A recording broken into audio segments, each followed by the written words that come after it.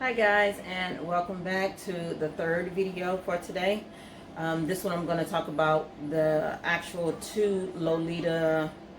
One is a dress, or I guess you could say OP, and the other one is a skirt with the jacket and the shirt. So I'm going to show you the patterns that I use for each one when I talk about it, and I tell you if I made any modifications to it or if I kept everything just how it was.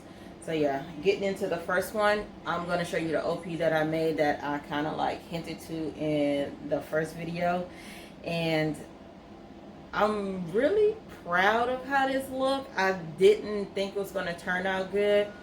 I'm going to also show you the underskirt to it because I made both underskirts, and a lot of people talk about how like poof monster their underskirts are, but I don't think y'all have anything on the size of these that I had made. So stay tuned and I'll be right back. Okay, so the first thing that I want to talk about is the underskirt. I decided to go with the girty underskirt because I'm really trying to try out different petticoats and see how they look. I did kind of modify this one only because it goes up to a 22 and I was scared that it may not fit. So I did make it just a little bit bigger than what it was, which I guess that made it more fluffier because I end up making each panel that she have you cut out. They were originally like 70, I think 40 something inches a piece or whatever, and I made mine's no, it was 72, and I think I made mine's each 100 or a little bit longer. So I made them just a little bit longer. Well, I made them a lot longer than what she calls for you to make them for. So it made it more poofier, which I wasn't trying to go for because I wanted this one to be more of a everyday type of petticoat. So, and it's a little bit shorter than the other one that I made. So one is made for longer dresses and one is made for shorter dresses. So this is the one for the girdie that I made, and it's this pattern here, and I made this one here. Hers doesn't have a slip, like a lining that goes down here, so I had to try to make one. So I end up just putting just a regular piece of lining up under there, and it is 2 layers of 2 tiers. And just with these on there, you see how full and fluffy this is. So this is the first part of it.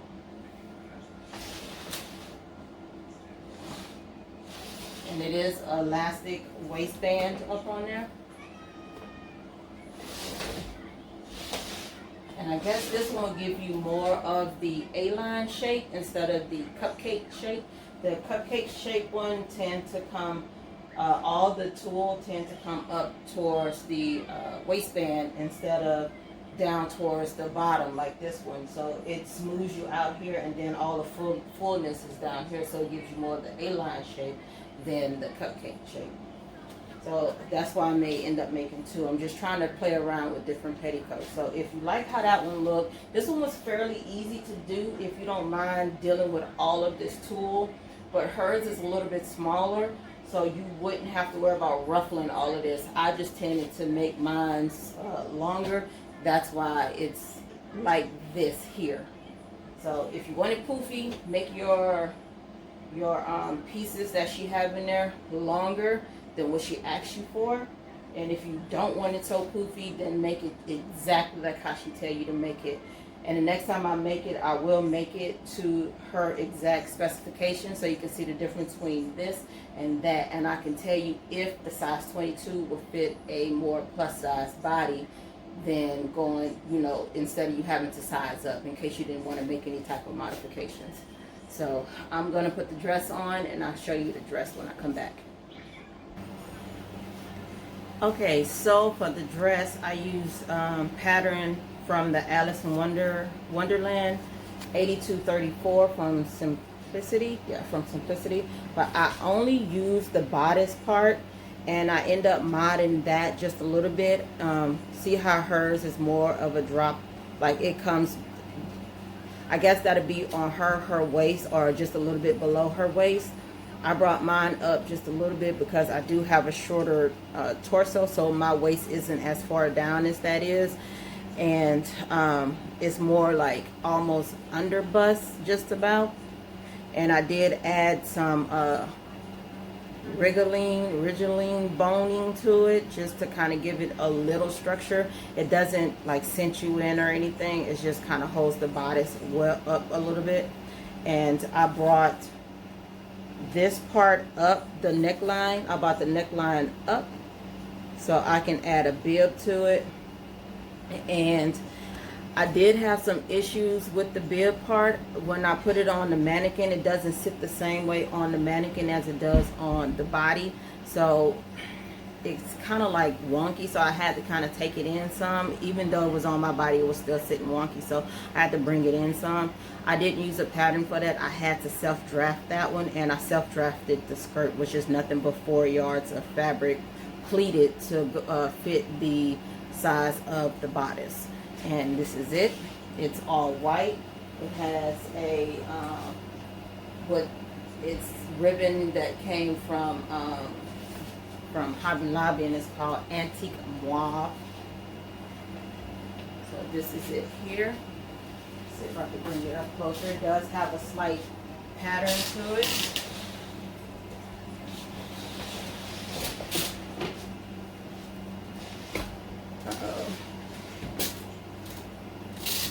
It does have a slight pattern to it, as you can see, like right there. I used the lace up on there. I ruffled the ribbon up on there. And this is how I look on the underside of it. This is how the back side of it looked. Let's move this back some so you can see a little bit better. So this is the back side of it.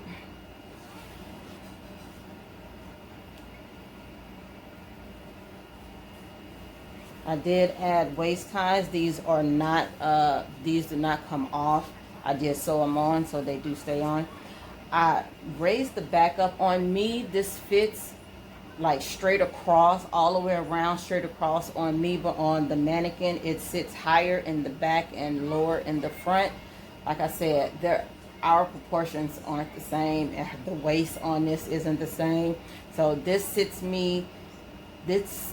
on me and sits on me a little bit better than it does on the mannequin.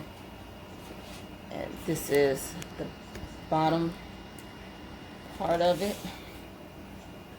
See the ruffle? I did the ruffle and the ribbon up on it.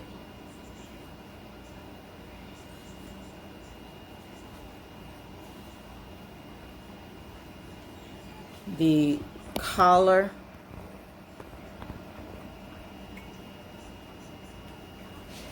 like that's the modification I made up on it, was the collar, and I put this bow on it. The bow does come off, so it looks like this here.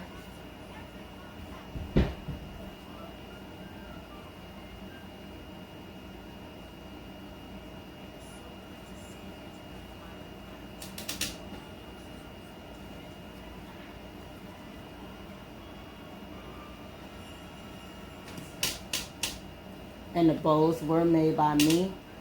I didn't use a pattern for that also. It's just me taking some ribbon and looping it, and come on.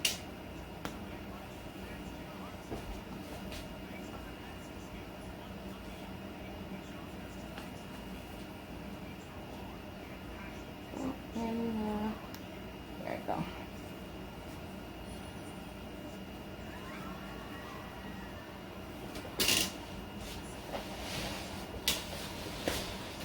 The bows down here also are removable. They do come off with they only are attached with the safety pin.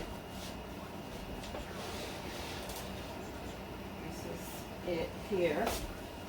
Let's see if I can make this back how it was.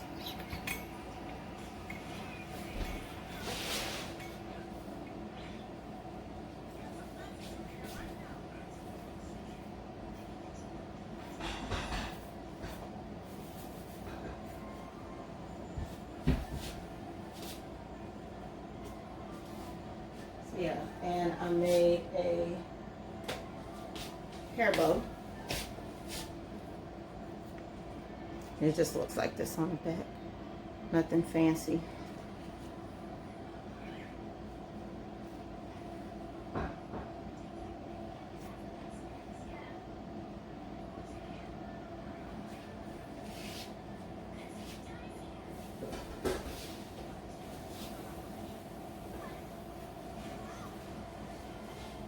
And at the end, I try to insert photos of me in the actual dress so you can see how I look.